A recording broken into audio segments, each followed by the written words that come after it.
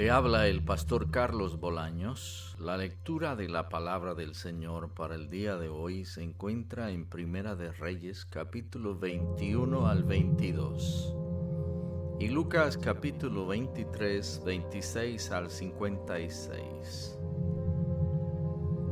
Un tiempo después sucedió lo siguiente. Nabot, el jezreelita, tenía un viñedo en Jezreel, el cual colindaba con el palacio de Acab, rey de Samaria. Este le dijo a Nabot: «Dame tu viñedo para hacerme una huerta de hortalizas, ya que está tan cerca de mi palacio. A cambio de él te daré un viñedo mejor, o, si lo prefieres, te pagaré lo que valga». Pero Nabot le respondió: «El Señor me libre de venderle a su majestad lo que heredé de mis antepasados».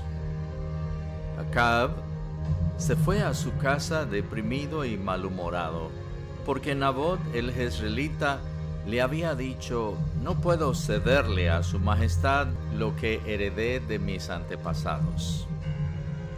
De modo que se acostó de cara a la pared y no quiso comer.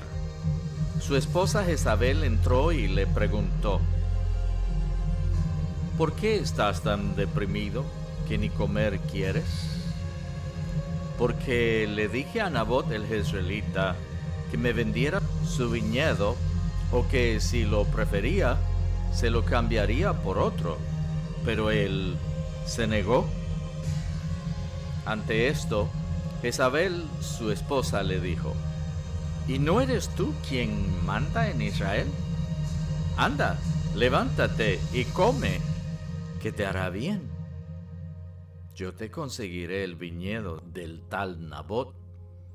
De inmediato escribió cartas en nombre de Acab, puso en ellas el sello del rey y las envió a los ancianos y nobles que vivían en la ciudad de Nabot. En las cartas decía: «Decreten un día de ayuno y den a Nabot un lugar prominente en la asamblea del pueblo. Pongan frente a él a 2 sinvergüenzas y háganlos testificar que él ha maldecido tanto a Dios como al rey. Luego sáquenlo y mátenlo a pedradas». Los ancianos y nobles que vivían en esa ciudad acataron lo que Jezabel había ordenado en sus cartas. Decretaron un día de ayuno y le dieron a Nabot un lugar prominente en la asamblea. Llegaron los 2 sinvergüenzas, se sentaron frente a él y lo acusaron ante el pueblo, diciendo: «Nabot ha maldecido a Dios y al rey». Como resultado, la gente lo llevó fuera de la ciudad y lo mató a pedradas. Entonces le informaron a Jezabel: «Nabot ha sido apedreado y está muerto». Tan pronto como Jezabel se enteró de que Nabot había muerto a pedradas, le dijo a Acab: «Vamos, toma posesión del viñedo que Nabot el jezreelita se negó a venderte. Ya no vive, está muerto». Cuando Acab se enteró de que Nabot había muerto, fue a tomar posesión del viñedo. Entonces la palabra del Señor vino a Elías el tisbita y le dio este mensaje: «Ve a encontrarte con Acab, rey de Israel, que gobierna en Samaria. En este momento se encuentra en el viñedo de Nabot. Tomando posesión del mismo, dile que así dice el Señor: ¿no has asesinado a un hombre y encima te has adueñado de su propiedad? Luego dile que así también dice el Señor: en el mismo lugar donde los perros lamieron la sangre de Nabot, lamerán también tu propia sangre». Acab le respondió a Elías: «Mi enemigo, ¿así que me has encontrado?». «Sí», contestó Elías, «te he encontrado porque te has vendido para hacer lo que ofende al Señor, quien ahora te dice: voy a enviarte una desgracia. Acabaré contigo y de tus descendientes en Israel exterminaré hasta el último varón, esclavo o libre. Haré con tu familia lo mismo que hice con la de Jeroboam, hijo de Nabat, y con la de Basá, hijo de Ahías, porque has provocado mi ira y has hecho que Israel peque. Y en cuanto a Jezabel, el Señor dice: los perros se la comerán junto al muro de Jezreel.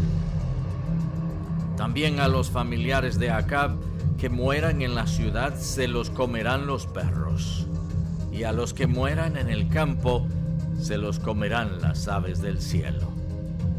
Nunca hubo nadie como Acab que, animado por Jezabel su esposa, se prestara para hacer lo que ofende al Señor. Su conducta fue repugnante, pues siguió a los ídolos, como lo habían hecho los amorreos, a quienes el Señor expulsó de la presencia de Israel. Cuando Acab escuchó estas palabras, se rasgó las vestiduras, se vistió de luto y ayunó. Dormía vestido así y andaba deprimido. Entonces la palabra del Señor vino a Elías el tisbita y le dio este mensaje: ¿has notado cómo Acab se ha humillado ante mí? Por cuanto se ha humillado, no enviaré esta desgracia mientras él viva, sino que la enviaré a su familia durante el reinado de su hijo. Capítulo 22. Durante 3 años no hubo guerra entre Siria e Israel, pero en el tercer año Josafat, rey de Judá, fue a ver al rey de Israel, el cual dijo a sus funcionarios: ¿no saben que Ramot de Galad nos pertenece? Y no hemos hecho nada para obligar al rey de Siria a que nos la devuelva. Así que le preguntó a Josafat: ¿irías conmigo a pelear contra Ramot de Galad? Josafat le respondió al rey de Israel: estoy a tu disposición, lo mismo que mi pueblo y mis caballos, pero antes que nada, consultemos al Señor, añadió. Así que el rey de Israel reunió a los profetas, que eran casi 400, y les preguntó: ¿debo ir a la guerra contra Ramot de Galad o no? Vaya, su majestad, contestaron ellos, porque el Señor la entregará en sus manos. Pero Josafat inquirió: ¿no hay aquí un profeta del Señor a quien podamos consultar? El rey de Israel les respondió: todavía hay alguien por medio de quien podemos consultar al Señor, pero me cae muy mal porque nunca me profetiza nada bueno, solo me anuncia desastres. Se trata de Micaías, hijo de Imla. No digas eso, replicó Josafat. Entonces el rey de Israel llamó a uno de sus funcionarios y le ordenó: traigan de inmediato a Micaías, hijo de Imla.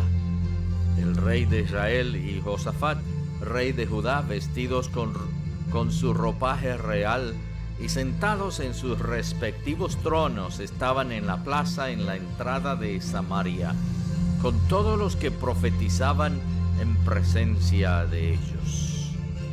Sedequías, hijo de Kenaná, que se había hecho unos cuernos de hierro, anunció: así dice el Señor, con estos cuernos atacarás a los sirios hasta aniquilarlos.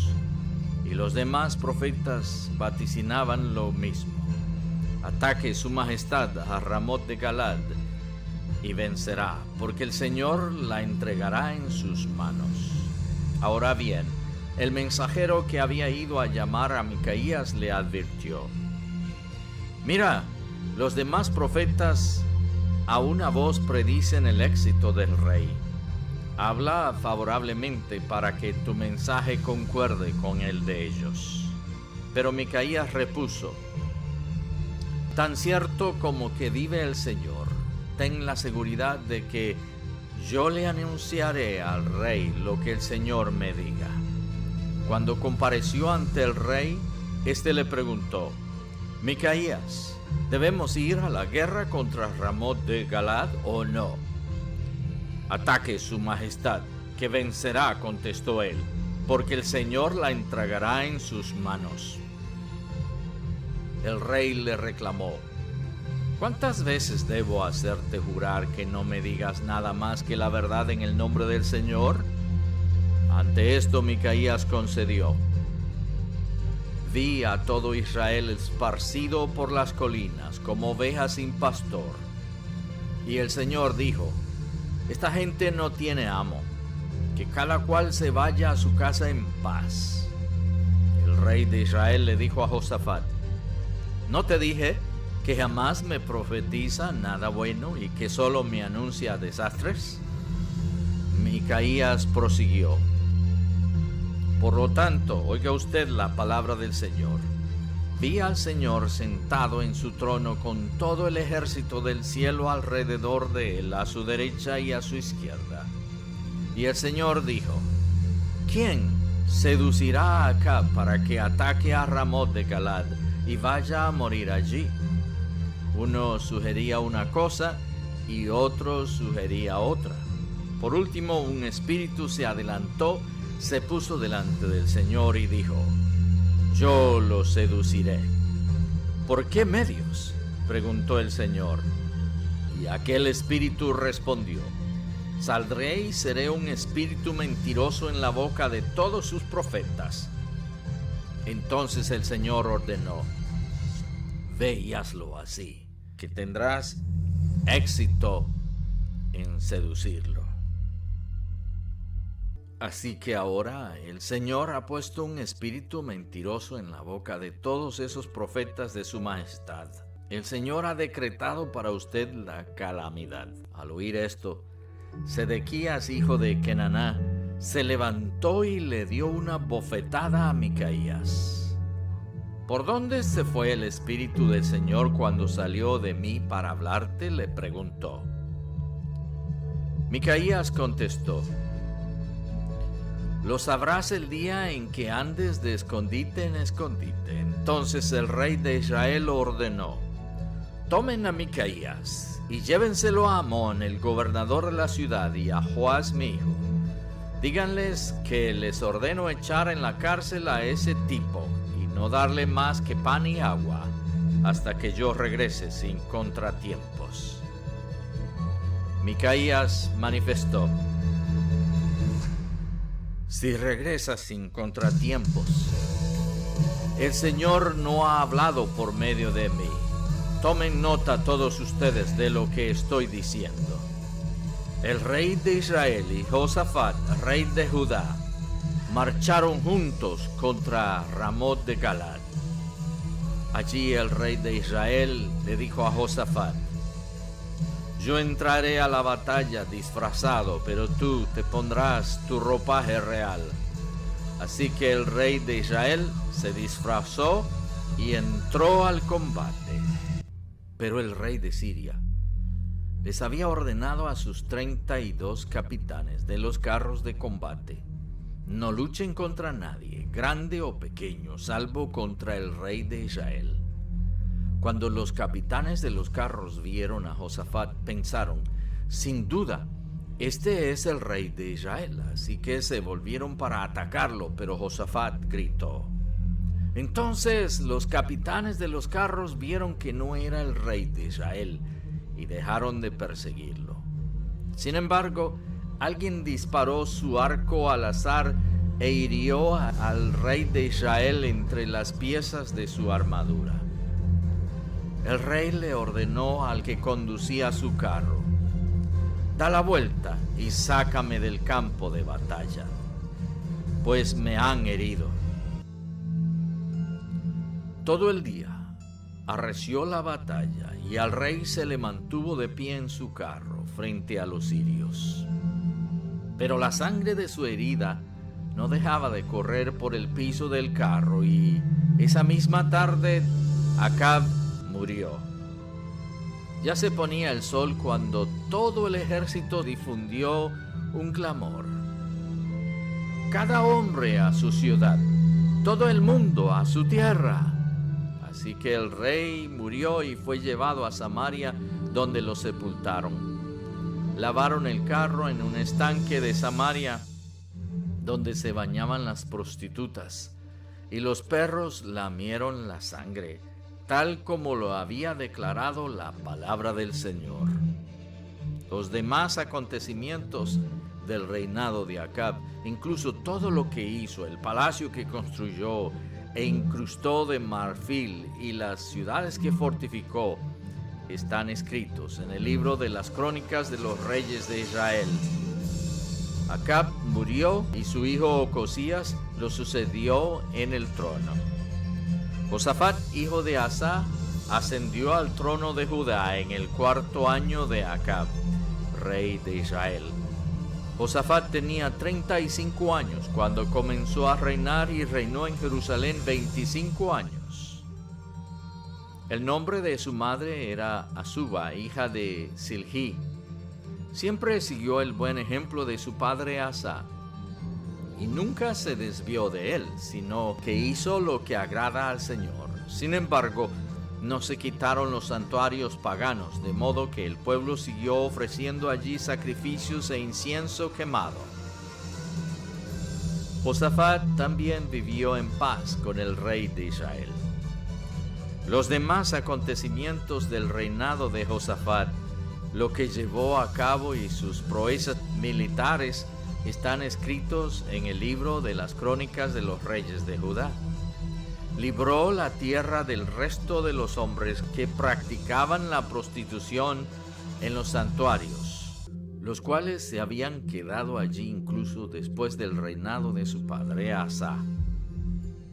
En aquel tiempo no había rey en Edom, sino que gobernaba un regente.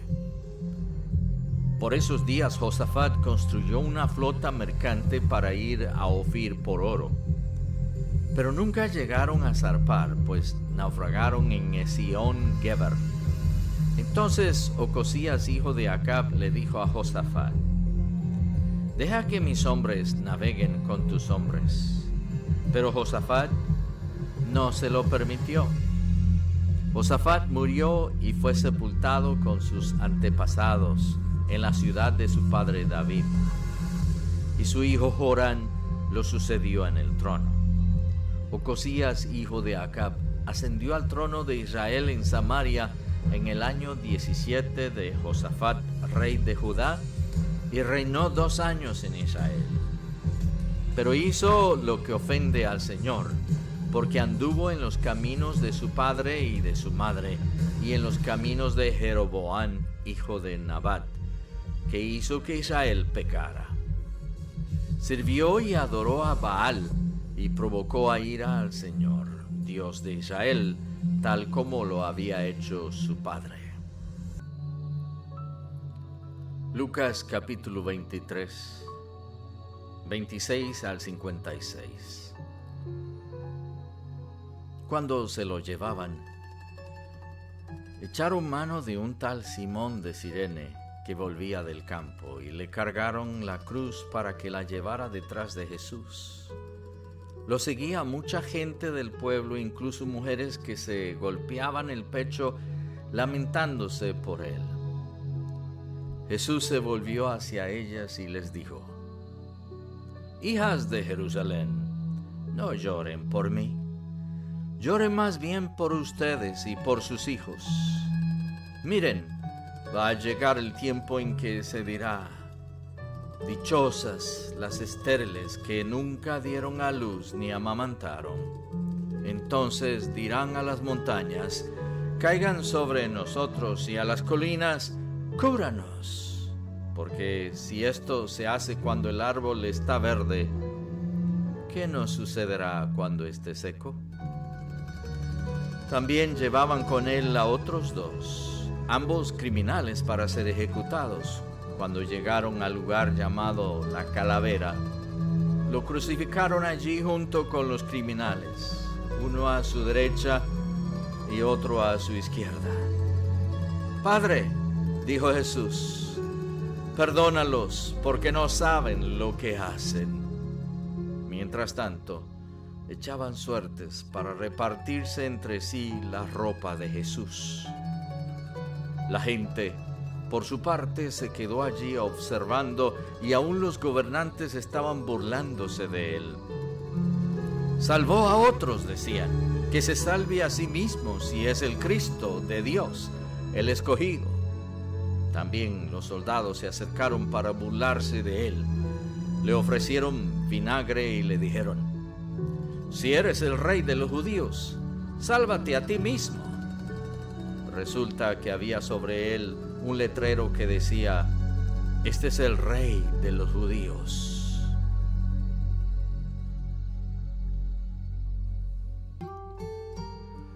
Uno de los criminales allí colgados empezó a insultarlo. ¿No eres tú el Cristo? Sálvate a ti mismo y a nosotros.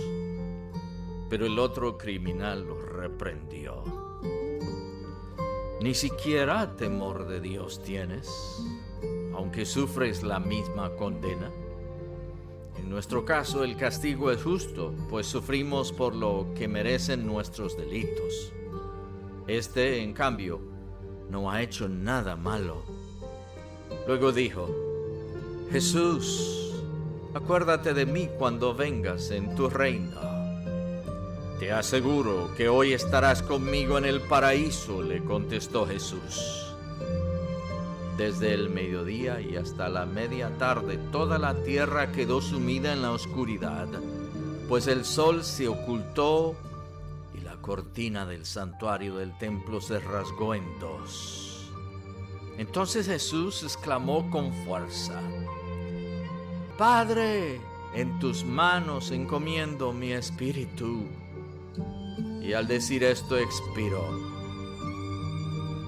El centurión, al ver lo que había sucedido, alabó a Dios y dijo: verdaderamente este hombre era justo.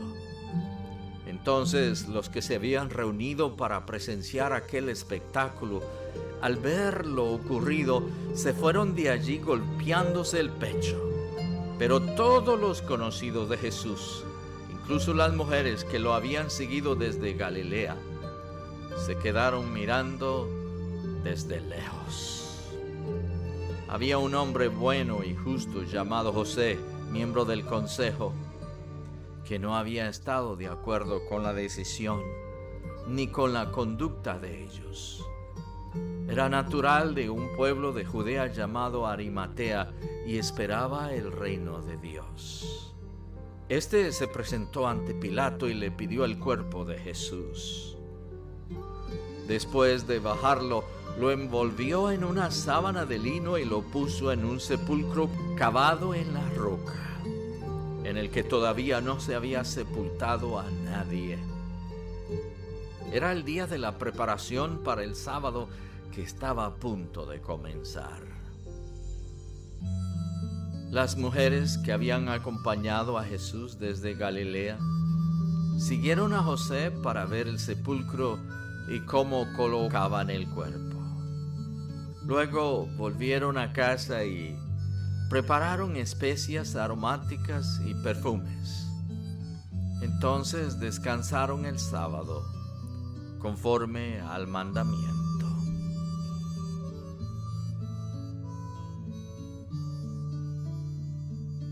El pastor Carlos Bolaños, una vez más, ha tenido la bendición de traerles la lectura de las Sagradas Escrituras para esta ocasión. Bendigo tu vida en este día y aquí te espero para la próxima. Hasta pronto.